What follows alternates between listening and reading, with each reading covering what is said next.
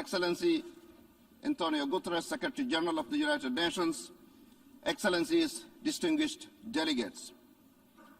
We are all gravely concerned about the fast deteriorating situation and ongoing military action in Ukraine. As I emphasized last week, the military offensive by the Russian Federation is a violation of the territorial integrity and sovereignty of Ukraine and is inconsistent with the Charter of the United Nations. Today I renew my call for an immediate ceasefire, for all parties to exercise maximum restraint, and for a full return to diplomacy and dialogue.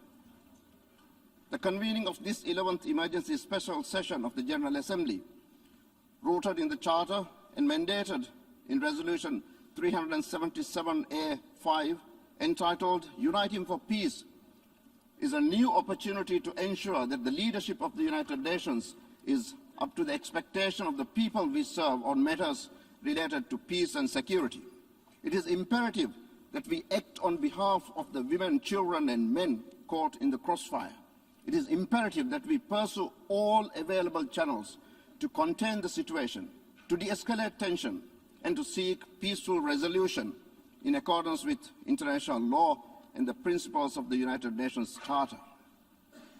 I welcome the announcement by the Secretary General on Friday that 20 million from the Central Emergency Response Fund will be allocated to the humanitarian crisis in Ukraine. The humanitarian consequences on civilian population, in particular women, children, the elderly, and other vulnerable groups, will be devastating. The mass exodus of refugees, including foreign nationals, numbering over 500,000 from Ukraine to the eastern edge of the European Union, has showed no signs of stopping. Checkpoints at the borders of Poland, Hungary, Slovakia, Romania, and the non-EU members Moldova have turned into choke points. I encourage member states to support humanitarian initiatives as they become available. My dear friends, there are no winners in war, but countless lives are torn apart. To that effect, security and access for humanitarian efforts must be guaranteed.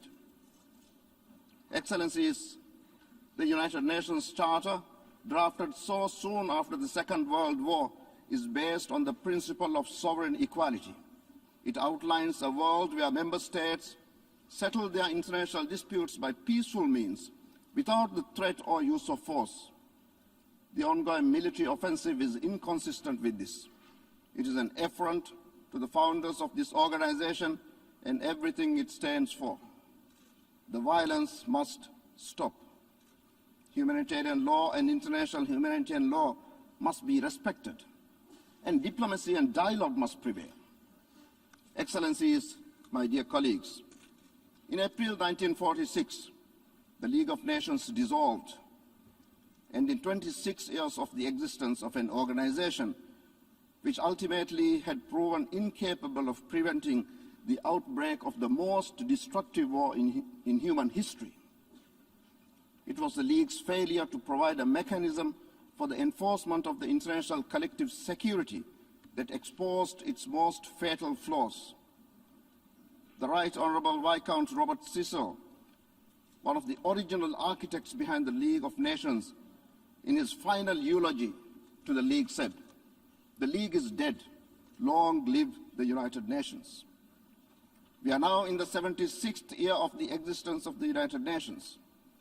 Let us remind ourselves that we founded the United Nations to maintain international peace and security, and to that end, to take effective collective measures for the prevention and removal of threats to peace, and to bring about by peaceful means and in conformity with the principles of justice and international law, adjustments or settlements of international disputes or situations. Yesterday, a rare window of opportunity opened up for dialogue. As we convene here in the General Assembly, negotiators from both sides are holding talks in Belarus. This offers a ray of hope. We pray that these talks will calm down tempers and pave way to peace. Excellencies, dear colleagues, the General Assembly, with its 193 member states, represents the collective conscience of humanity. The strength of this assembly is rooted in its moral authority. Let us demonstrate that moral courage and use today's debate not to whip up rhetoric, not to whip up war rhetoric, but to give peace a chance. Let us ignite the fire of love, humanity, compassion, and hope. Guns are better off when noted. Let peace prevail. I thank you.